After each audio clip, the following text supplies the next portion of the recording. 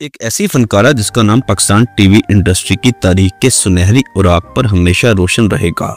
जी हाँ, बात हो रही है पाकिस्तान टीवी की लेजेंड आर्टिस्ट बदर खलील आपा की। हो या ना हो, तन्हाई का एहसास अंदर होता है, बाहर नहीं। बाज लोग मजमे में भी अकेले होते हैं, बाज लोग अकेले होकर भी अकेले नहीं होते। मैं और मेरा दिल दोनों एक साथ चलते हैं, ना वो मुझे तंग करता है ना। लेकिन सवाल ये है कि वो कहाँ है, क्यों शोबिस को छोड़ दिया और आखिर ऐसा क्या हुआ जिसने एक जीती जागती लेजेंड को पर्दे के पीछे धकेल दिया। बदर आपा 1944 को दिल्ली में पैदा हुई। पाकिस्तान बनने के बाद फैमिली के साथ लाहौर आ गईं। बचपन आसान नहीं था क्योंकि वालिद जेल चले गए, हालात तंग थे और सिर्फ 11 साल की उम्र में घर की जिम्मेदारी बद्दो आपा के कंधों पर आ गई। 6 बहन भाइयों में सबसे बड़ी और जिम्मेदारियां भी सबसे ज्यादा, मगर किस्मत को कुछ और ही मंजूर था। वालिद ने बेटी के ख्वाबों का साथ दिया और बदर आपा ने 1966 में शोबिस की दुनिया में कदम रख दिया।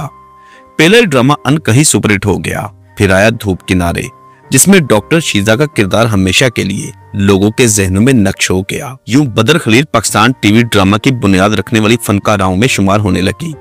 वो फनकारा जिसने हर किरदार में जान डाल दी और जिसे देखकर लगता था कि वो किरदार उन्हीं के लिए लिखा गया है। इसी दौरान मशहूर ड्रामा डायरेक्टर शहजाद खलील से मुलाकात हुई। पहले दोस्ती हुई, फिर शादी और फिर माशाल्लाह 3 बच्चों की मां बन गई। अज़वाजी जिंदगी खुशहाल थी, मगर किस्मत को एक और इम्तिहान मंजूर था। 1989 में शहजाद खलील सिर्फ 45 साल की उम्र में दिल के आर्जे के बाइस दुनिया छोड़ गए और यूं बदर आपा की जिंदगी का सबसे बड़ा सहारा छिन गया। बदर खलील ने अकेले अपने बच्चों की परवरिश की, इंडस्ट्री में काम किया और साथ साथ बेटे बेटियों को आला तरीन दिलवाई। उनकी मेहनत रंग ले आई। सब बच्चे बर्तानिया और कनाडा सेट हो गए। पीटीवी ने उन्हें लाइफ टाइम अचीवमेंट अवार्ड दिया। इंडस्ट्री ने इज्जत दी, मगर ये सब ज्यादा देर कायम नहीं रहा। 2013 में एक अवार्ड शो के दौरान वो वाकया पेश आया जिसने बदर खलील को अंदर से तोड़ दिया। उन्हें लाइफ टाइम अचीवमेंट अवार्ड तो दिया गया, मगर उसी लम्हे एक शर्मनाक वाकया पेश आ गया। हम टीवी की सरबराह सुल्ताना सिद्दीकी सिर्फ इसलिए कि फवाद खान को फ्रंट सीट मिल सके, बदर खलील आपा को उठाकर पीछे वाली नशिस्त पर भेज दिया गया। सोचिए कि पाकिस्तान टीवी की सबसे सीनियर फनकारा जिसे उसी दिन उसी अवार्ड शो में लाइफ टाइम अचीवमेंट अवार्ड दिया गया था, लेकिन उसी के साथ साथ उन्हें इस तरह ज़लीलो रुस्वा भी किया गया। बदर आपा ने वो अवार्ड वहीं रख दिया और वो शो छोड़कर चली गई। ये लम्हा उनकी जिंदगी का सबसे बड़ा टर्निंग पॉइंट था। इस वाक़े के बाद बदर खलील ने फैसला किया कि वो ड्रामा इंडस्ट्री का हिस्सा नहीं बनेंगी। वो अपने बेटे के पास कनाडा चली गईं।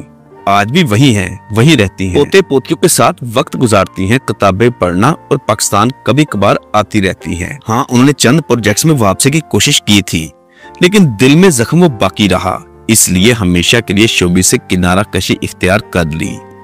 दोस्तों, ये हकीकत है कि फनकार कभी रिटायर्ड नहीं होता, लेकिन हालात, तलखियां और बेइज्जतियां इंसान को ऐसे फैसले करने पर मजबूर कर देती हैं। बदर खलील आपा आज भी एक लिविंग लेजेंड फनकारा हैं। पाकिस्तानी ड्रामा इंडस्ट्री उनका नाम लिए बगैर मुकम्मल नहीं हो सकती। हमारी दुआ है कि अल्लाह पाक बदर आपा को सेहतमंद लंबी जिंदगी दे और वो जहां रहे खुशो आबाद रहें, आमीन।